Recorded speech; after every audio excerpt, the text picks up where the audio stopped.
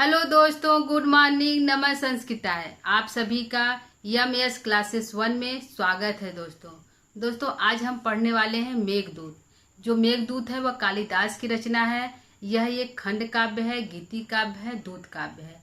यह इसको गाया जा सकता है, इसलिए इसको गीति काव्य कहा जाता है। इसमें दूत के माध्यम से यक्ष जो है संदेश भेजता है, इसलिए इसको दूत काव्य भी कहा जाता है। जो खंड काव्य है कालिदास की, यह जो है प्रथम रचना है। कालिदास की खंड काव्य में कालिदास की प्रथम रचना है।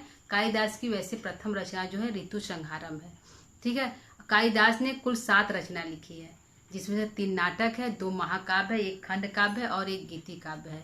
ठीक है। तो कालिदास का आज हम जीवन जो है कालिदास का मेघदूत का जो है आज सामान्य परिचय पढ़ेंगे। जो दोस्तों झारखंड के पीजीटी में सामान्य परिचय पढ़ना है हमको, और इसके 1 से 10 श्लोकों को पढ़ना है। ठीक है दोस्तों। तो आज हम जो है इनके सामान्य परिचय को पढ़ेंगे मेघदूत के। मेघदूत में जो दोस्तों यक्ष को जो है अपने काम में प्रमाद करने से उसको जो है 1 वर्ष का श्राप मिलता है। श्राप किसके द्वारा मिलता है? तो कुबेर के द्वारा मिलता है। श्राप मिलने के बाद जो है कुबेर जो यक्ष है वह रामगिरी आश्रम में जाकर निवास करने लगता है, और निवास करते समय उसका जो है समय जो है 8 माह व्यतीत हो चुका है, और जिनमें से 4 माह बाकी है। ठीक है। और यक्षी जो है अलकापुरी में, जो अलकापुरी है वहां पे यक्ष का इंतजार करती है, समय को गिनती है। रोज जो है समय की गणना करती है। तो किसके माध्यम से करती है? फूलों के माध्यम से जो है समय की गणना करती है। ठीक है। यक्ष का जो कुबेर है वह जो है यक्षों का अधिपत्य है, यक्षों का राजा है। और यक्ष जो जाति होता है वह देव योनि कोटि के जाति होते हैं, जो है अपनी इच्छा अनुसार किसी भी रूप को परिवर्तित कर सकते हैं। इसीलिए कुबेर ने यक्ष के महिमा को ही स्तंभ कर दिया, समाप्त कर दिया। श्राप देने के बाद उसकी जो महिमा थी कि कोई भी रूप परिवर्तित कर सकता था या कोई भेषधार कर सकता था, तो उसकी महिमा को पहले समाप्त कर दिया। उसके बाद उसको 1 वर्ष का श्राप दे दिया कि 1 वर्ष के बाद ही तो अपने पत्नी से आकर मिल सकते हो, अलकापुरी में निवास कर सकते हो। यानी कि गांव से बहिष्कार कर दिया 1 वर्ष के लिए। ठीक है दोस्तों। तो यह जो है इसमें जो है दूत बनाकर जो है यक्ष जो है दूत बनाकर मेघ को भेजता है। कहाँ पे? अलकापुरी में। किस लिए? क्योंकि उसकी जो पत्नी है यक्षिणी वह जीवित रहे, क्योंकि 12 वर्ष का जो विरह होता है बहुत कठिन होता है, क्योंकि यह कांता विरह है। यह जो है प्रेमी और प्रेमिका का विरह है। और शादी के कुछ ही दिन बाद जो है यक्ष को श्राप मिल गया था, जिससे वह दोनों एक दूसरे से अलग नहीं हो पा रहे थे। तो कांता विरह था और बहुत गूढ़ विरह, बहुत भारी विरह था, जिससे कि वह जो यक्ष जो डर रहा था कि कहीं यक्षिणी उसकी अपने जीवन लीला को समाप्त न कर दे। इसलिए उसने संदेश भेजना चाहा। उसी समय यह सोच रहा था, तभी उसने आकाश में उमड़ते गुमड़ते मेघ को देखा। एक मेघ को देखा। उसने सोचा कि इसको हम दूत बनाकर अपनी यक्षिणी के पास संदेशों को भेज सकते हैं, यक्षिणी के पास संदेशों को भेज सकते हैं। तो वह सोचते हुए यह जो है मेघ से कहता है कि तुम मेरा संदेश लेकर मेरे यक्षिणी के पास जाओ। ठीक है। और जो है यक्षिणी जो है विरह में उनका इंतजार करती है, क्योंकि आषाढ़ के बाद सावन का महीना आता है। सावन के महीने में सभी जो स्त्रियां हैं, पति जो विदेश गए रहते हैं, सभी जो पति हैं अपने घर वापस चले आते हैं। तो यक्षिणी भी हमारा इंतजार करेगी, तो इसलिए कहीं उसकी जीवन लीला समाप्त न हो जाए, इसलिए वह दूत बनाकर मेघ को भेजना चाह रहा है। ठीक है दोस्तों। तो इसमें जो है दूत के माध्यम से अपने संदेशों को जो है यक्ष भेजना चाहता है। तो इसमें जो है इसका आज सामान्य परिचय पढ़ेंगे। इसका जो है दोस्तों श्लोक पढ़ना 1 से 10 तक, तो उसमें हम थोड़ी व्याख्या उसमें और हम जो है मेघदूत की करेंगे। आज इतना ही। आज इसका हम सामान्य परिचय दे लेते हैं कि मेघदूत की जो लेखक कौन है, उसकी रचनाकार कौन है। तो मेघदूत का जो लेखक है तो कालिदास है। कौन है दोस्तों? कालिदास है। कालिदास है जो मेघदूत की रचना की है। कालिदास है। और कितने रचनाओं की रचना की है? तो उन्होंने कितने ग्रंथ लिखे हैं कालिदास ने? तो 7 ग्रंथ लिखे हैं। कितने लिखे हैं? कुल 7 ग्रंथों की रचना की है। 7 ग्रंथों की रचना की जो है कालिदास ने की है, जिनमें से उनका जो 3 जो है नाटक है, 2 महाकाव्य है, 1 गीति काव्य है, 1 खंड काव्य है। कुल ग्रंथों की संख्या उनकी कालिदास की 7 है। ठीक है दोस्तों, और जो मेघदूत है वो हमारा खंड काव्य है। ठीक है, तो जो इनकी विधा है मेघदूत की, तो विधा क्या है दोस्तों, खंड काव्य है, जो है खंड काव्य है। क्या है, खंड काव्य है। इसे क्या है, गीति काव्य भी कहते हैं, क्योंकि यह गाया जाता है, गाने के माध्यम से इसको बोला जा सकता है इनके पद्यों को, इसलिए इसको गीति काव्य भी कहते हैं, गीति काव्य कहते हैं।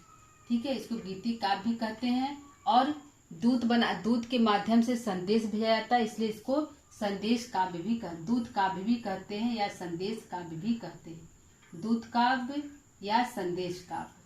ठीक है, संदेश काव्य भी कह सकते हैं, संदेश काव्य, क्योंकि संदेश भी आया जाता है दूत बनाकर, तो दूत काव्य भी कहा जा सकता है, संदेश काव्य भी, गीति काव्य और खंड काव्य के नाम से इस मेघदूत को जाना जा सकता है। ठीक है, अगला देखते हैं भाग कितने।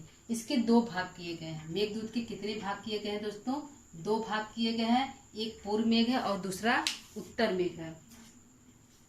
एक क्या है दोस्तों, एक क्या है, पूर्व मेघ है, पूर्व मेघ है, और दूसरा क्या है, उत्तर मेघ है। दूसरा है उत्तर मेघ है, दूसरा उत्तर मेघ है, उत्तर मेघ है। ठीक है, इसका प्रधान रस क्या है, तो रस जो है श्रृंगार, इसमें तो श्रृंगार रस पाया जाता है, लेकिन श्रृंगार रस को 2 भागों में पाया जाता है, वियोग श्रृंगार और संयोग श्रृंगार। तो जो यह मेघदूत है यह वियोग श्रृंगार के अंतर्गत आता है, जिसको हम विप्रलभ श्रृंगार भी कहते हैं। क्या कहते हैं, विप्रलभ श्रृंगार भी कहते हैं, विप्रलभ श्रृंगार कहते हैं। क्या है, विप्रलभ श्रृंगार इसको कहते हैं। प्रधान रस क्या है दोस्तों, तो विप्रलभ श्रृंगार। श्रृंगार के कितने भेद होते हैं, श्रृंगार रस के कितने भेद होते हैं, तो 2 भेद होते हैं, संयोग श्रृंगार और वियोग श्रृंगार। तो यह जो है वियोग श्रृंगार के अंतर्गत आता है, वियोग और संयोग। क्योंकि यहाँ पे वियोग हुआ है, दोनों नायक और नायिका अलग हुई हैं, इसलिए इसको विप्लव श्रृंगार कहते हैं, या वियोग श्रृंगार कह सकते हैं। और संयोग श्रृंगार जो है जहाँ नायक और नायिका दोनों साथ साथ रहते हैं, उसको संयोग श्रृंगार कहते हैं। तो रस हमारा कौन सा पाया जाता है, विप्लव श्रृंगार।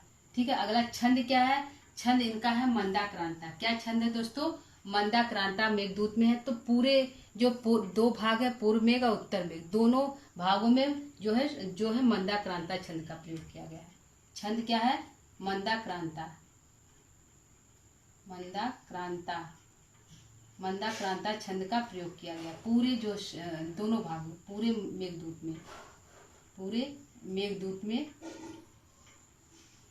मेघदूत में जो है मंदाक्रांता का प्रयोग किया गया है। ठीक है, रीति क्या है दोस्तों, तो कालिदास की रीति है वैदर्भी रीति। क्या है रीति इनकी, वैदर्भी रीति। कालिदास की रीति वैदर्भी रीति है, वैदर्भी रीति। कालिदास की रीति क्या है दोस्तों, इनके ग्रंथों की रीति वैदर्भी रीति ही है। ठीक है, नायक कौन है दोस्तों, तो नायक है यक्ष। कौन है, यक्ष। इसको हेममाली के नाम से भी जाना जाता है। किसके नाम से, हेममाली के नाम से जाना जाता है। किसको दोस्तों, यक्ष को। किसके अनुसार जाना जाता है, तो ब्रह्म वैवर्त पुराण के अनुसार। किसके अनुसार, ब्रह्म वैवर्त पुराण के अनुसार। ब्रह्म वैवर्त पुराण के अनुसार जो है हेममाली, जो है यक्ष को हेममाली कहा जाता है। यक्षिणी क्या कहा जाता है, यक्षिणी का नाम है, यक्षिणी नायिका कौन है, यक्षिणी है। नायिका कौन है, यक्षिणी है। इसको कहा जाता है विशालाक्षी। क्या कहा जाता है, विशालाक्षी। किसके अनुसार, इसको भी ब्रह्म वैवर्त पुराण के अनुसार ही इसको विशालाक्षी कहा जाता है। इसी के अनुसार कहा जाता है, दोनों को हेममाली कहा जाता है और विशालाक्षी कहा जाता है। वैसे नाम है यक्ष और यक्षिणी। ठीक है, इसका उपजीविका, यह कहाँ से लिया गया है, तो इसका उपजीव दोस्तों है ब्रह्म वैवर्त पुराण, इसका उपजीव है। और दूत की कल्पना जो है वाल्मीकि रामायण से लिया गया है, क्योंकि वाल्मीकि के रामायण में हनुमान को दूत बनाकर लंकापुरी भेजा जाता है सीता का पता लगाने के लिए।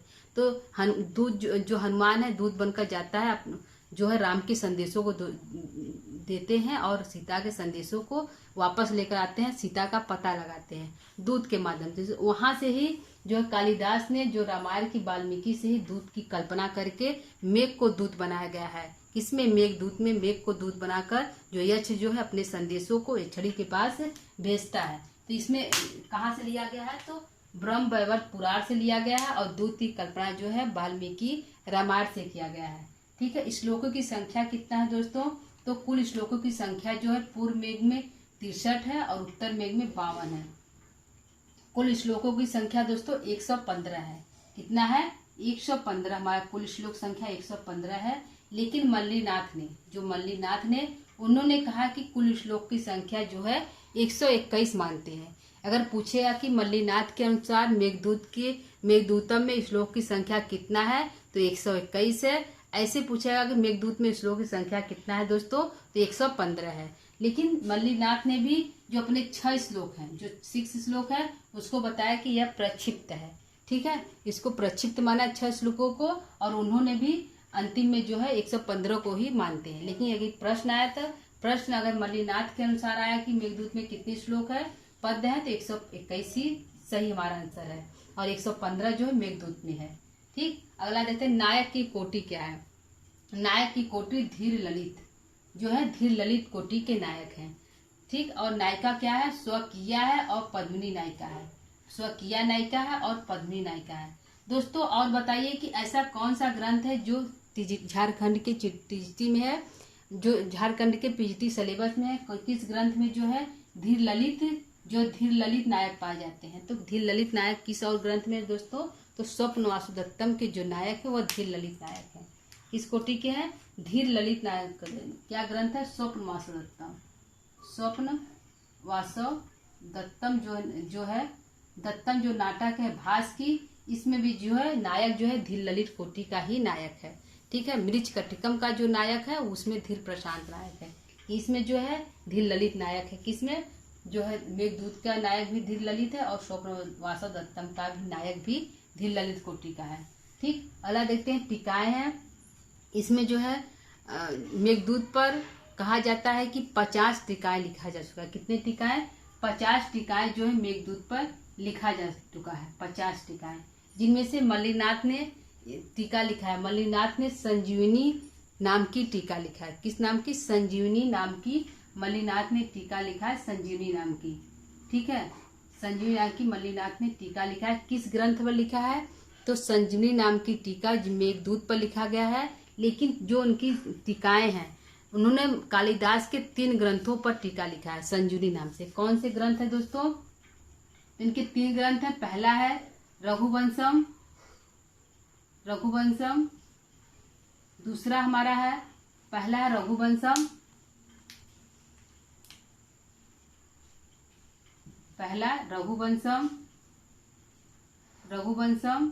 दूसरा हमारा है कुमार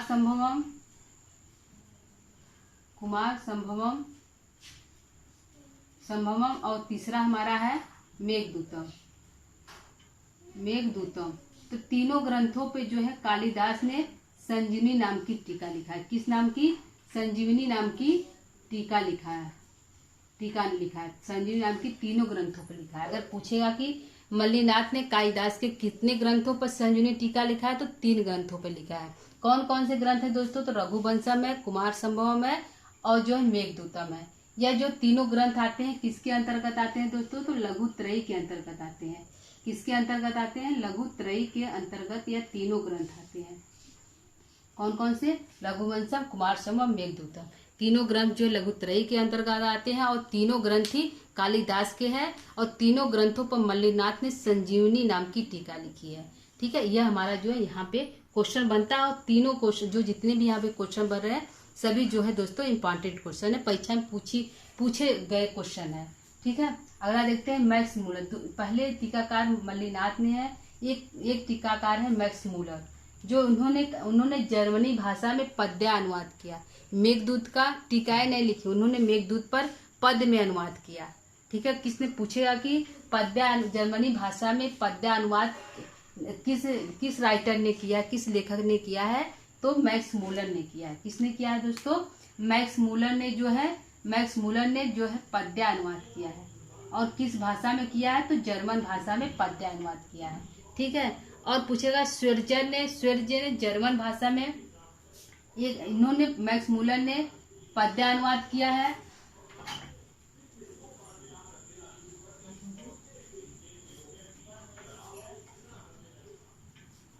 पद्यानुवाद किया है, मैक्स मूलर ने पद्यानुवाद किया है। स्वेर्जन ने गद्यानुवाद किया, गद्य का अनुवाद किया। किस पर किया है? मेघदूत पर किया। किस भाषा में किया है? तो जर्मनी भाषा में किया। पूछेगा प्रश्न कि किस राइटर ने मेघदूत पर गद्य अनुवाद किया? तो स्वेर्ज ने किया है। किस भाषा में किया है? तो जर्मनी भाषा में किया है। और किस राइटर ने मेघदूत पर पद्यानुवाद किया है? तो मैक्स मूलर ने किया है। और किस भाषा में किया है? तो जर्मनी भाषा में किया है। दोस्तों, तो यह प्रश्न यहाँ बनता है, इम्पॉर्टेंट है, सभी प्रश्न जो है वेरी इंपॉर्टेंट है, पूछे गए प्रश्न है।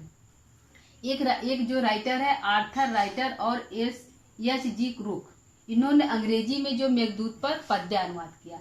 किसने किया? पद्यानुवाद किया। और किस भाषा में किया? अंग्रेजी में किया।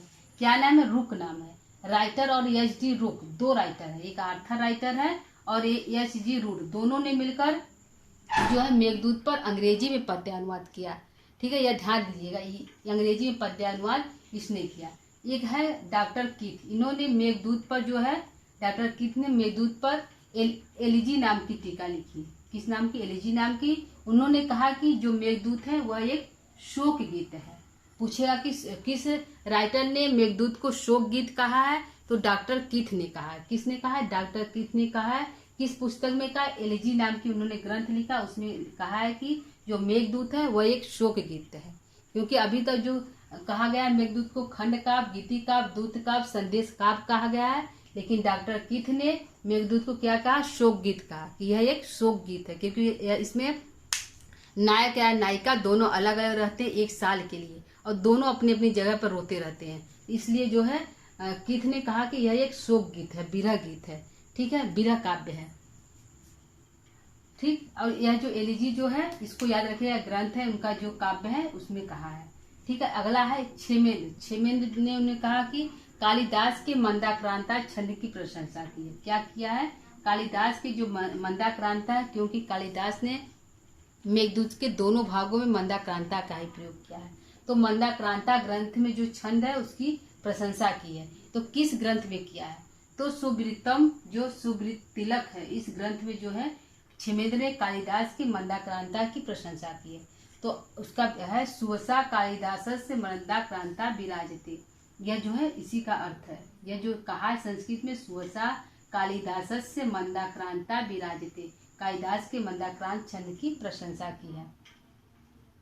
ठीक है, यह जो है सामान्य परिचय है। आइए हम देखते हैं दोस्तों पात्र परिचय। तो पात्र परिचय में हमारे 4 हैं। कौन कौन से हैं? 4 हैं। 4 कौन है? पहला यक्ष है। पहला जो है यक्ष है, यक्ष हमारे पहले हैं। दूसरा है यक्षड़ी है। 4 ही इसमें पात्र है दोस्तों, यक्षड़ी है। तीसरा हमारे है मेघ है, तीसरा मेघ है, ठीक। और चौथा जो है कुबेर है, ठीक है, चौथा कुबेर है। तो यक्ष का हम देखते हैं कि यक्ष जो है उनका क्या कार्य है। यक्ष का हम सामान्य परिचय देखते हैं दोस्तों, थोड़ा सा उसके यक्ष के बारे में जान लेते हैं। तो थोड़ा हम इसमें डिलीट करेंगे यहाँ पे, उसके बाद इसको हम यक्ष के बारे में थोड़ा बताएंगे। ठीक है,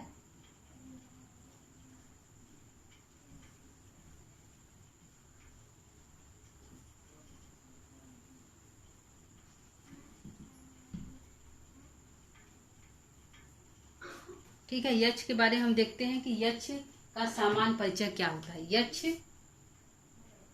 यक्ष जो है इसका नाम है। यक्ष को ब्रह्म वैवर्त पुराण के अनुसार क्या कहा जाता है? तो हेममाली कहा जाता है। क्या कहा जाता है? हेममाली कहा गया है। ठीक है, यक्ष कौन है दोस्तों? यक्ष जो है यक्षिणी का पति है। क्या है? यक्षिणी का पति है। यक्ष जो है मेघदूत का नायक है, मेघदूत का नायक है। नायक है, मेघदूत का नायक है। यक्षिणी का जो है, यक्षिणी का पति है, यक्षिणी का पति है, ठीक है। और जो कुबेर का अनुचर है, क्या है, कुबेर, कुबेर का अनुचर है, सेवक है, अनुचर है। किसका अनुचर है? कुबेर का अनुचर है। और मेघदूत का नायक है, यक्षिणी का पति है, कुबेर का अनुचर है। और दोस्तों 1 वर्ष का शाप मिला है। कितना मिला है? शापित है। 1 वर्ष का शाप मिला है। 1 वर्ष का शाप मिला है। 1 वर्ष का शाप मिला है, ठीक है। 1 वर्ष का शाप मिला है। 1 वर्ष का शाप मिला है। शाप की अवधि जो है 8 माह व्यतीत हो गई है। 8 माह शाप की अवधि समाप्त हो गई है। शाप की अवधि समाप्त हो गई है। समाप्त हो गई है, हो गई है। और 4 माह बाकी है। क्या है दोस्तों? पूछेगा 4 माह बाकी है, माह बाकी है। 4 माह बाकी है। 8 माह समाप्त हो गया है। और जो 1 वर्ष का शाप है। और रामगिरी आश्रम में निवास करता है। किस आश्रम में? रामगिरी आश्रम में निवास करता है। रामगिरी आश्रम में निवास करता है। आश्रम में निवास है। रामगिरी आश्रम में निवास है। यक्ष मेघ को दूत बनाया गया है। मेघ को दूत बनाया है। दूत बनाया है, ठीक है। मेघ को दूत बनाया है। रामगिरी आश्रम में निवास करता है। यक्ष इसके महिमा को समाप्त कर दिया गया है, ठीक है। महिमा को, यक्ष की महिमा को समाप्त कर दिया गया। यक्ष की महिमा को समाप्त कर दिया गया है। महिमा को समाप्त कर दिया गया है। समाप्त कर दिया गया है। कुबेर के द्वारा श्राप दिया गया है। कुबेर ने श्राप दिया है। ने श्राप दिया है। श्राप दिया है। कुबेर ने श्राप दिया है, ठीक है।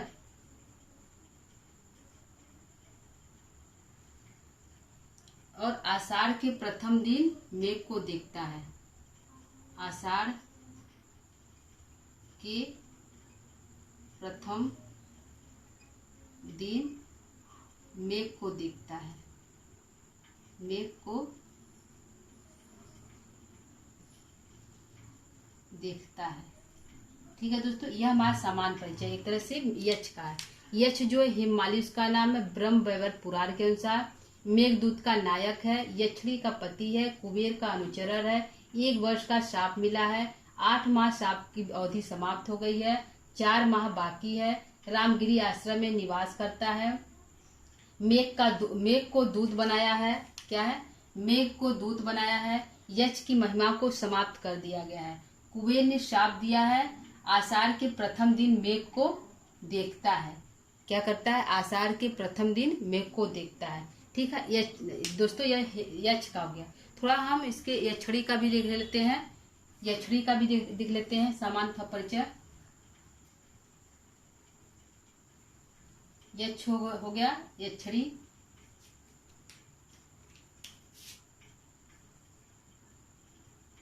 यक्ष हो गया है। यक्षिणी का देखते हैं। यक्षिणी है। यक्षिणी जो है मेघदूत की नायिका है।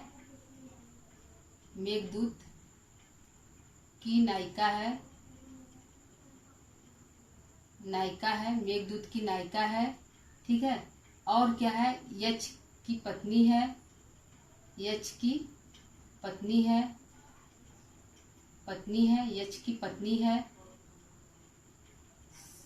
अलकापुरी में निवास करती है। कहाँ? अलकापुरी में निवास करती है। अलकापुरी में निवास करती है, अलकापुरी में निवास करती है। दिनों की गणना फूलों से करती है। दिनों की गणना फूलों से करती है। फूलों से करती है। फूलों से करती है। और यक्षिणी का घर कुबेर के उत्तर दिशा में, कुबेर के घर की उत्तर दिशा में यक्षिणी घर है। यक्षिणी का घर उत्तर दिशा में है। उत्तर दिशा में है। ठीक है दोस्तों, यह यक्षिणी का सामान्य परिचय। दोस्तों, मेघदूत की नायिका यक्ष की पत्नी है, अलकापुरी में निवास करती है, दिनों की गणना फूलों से करती है, यक्षिणी का घर उत्तर दिशा में है। ठीक है, यहाँ पे हम देखते हैं मेघ। मेघ को क्या कहते हैं? बादल कहते हैं। मेघ को बादल कहते हैं। जो है मेघ को बादल करते हैं। मेघ जो है 4 तत्वों से मिलकर बना है। क्या है? 4 तत्व से मिलकर बना है। 4 तत्व से बना है। मेघ 4 तत्वों से मिलकर, मेघ 4 तत्व से बना है। कौन कौन से? पहला हो गया धूप, दूसरा ज्योति, ज्योति, शरीर, मरुता। 4 तत्वों से मिलकर बना है। धूम, ज्योति, शरीर, मरुता 4 तत्वों से जो है मिलकर बना है।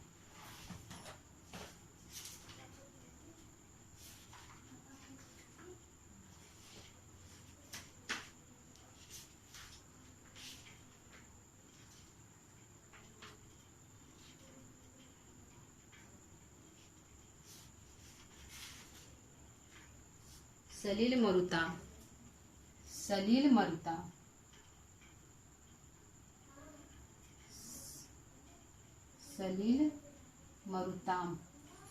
धूप, ज्योति, सलिल मरुताम। ठीक है, 4 तत्वों से मिलकर बना है। धूप, ज्योति, सलिल मरुताम जो है मेघ 4 तत्वों से बना। धूम, ज्योति, सलिल मरुताम। और यक्ष का संदेश लेकर यक्ष के संदेश को सुनता है। यक्ष के संदेश को सुनता है। संदेश को सुनता है। यक्ष के संदेश को सुनता है। ठीक है, आगे देखते हैं कुबेर का। देख लेते हैं कुबेर कौन है दोस्तों।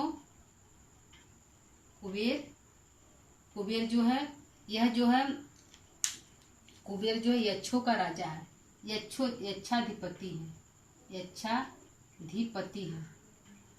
यक्षाधिपति है। यक्षों का राजा है। ठीक है, यक्षों का राजा है। और जो है यक्षों का राजा है, यक्ष को श्राप दिया था। यक्ष को श्राप दिया था।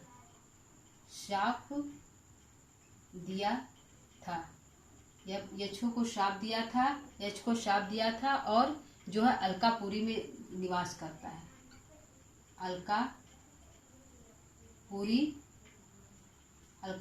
में निवास करता है।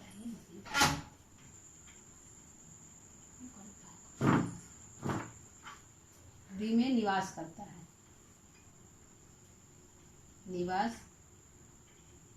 करता है। ठीक है, इसका सामान्य परिचय फिर देख लेते हैं। परिचय को फिर से दोस्तों। यक्षिणी जो मेघदूत की नायिका है, यक्ष की पत्नी है, अलकापुरी में निवास करती है। निवास है, दिनों की गणना फूलों से करती है। यक्षिणी का घर उत्तर दिशा में है। ठीक है, मेघ जो है बादल है। मेघ 4 तत्वों से बना है। धूप, ज्योति, सलिल, मरुताम। यक्ष के संदेश को सुनता है मेघ।